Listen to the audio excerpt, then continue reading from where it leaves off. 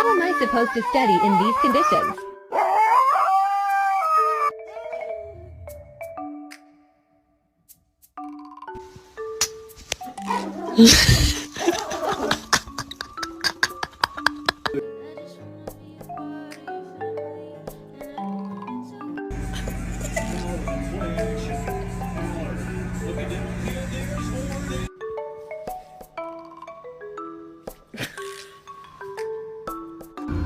Stop barking at him. He is a veteran.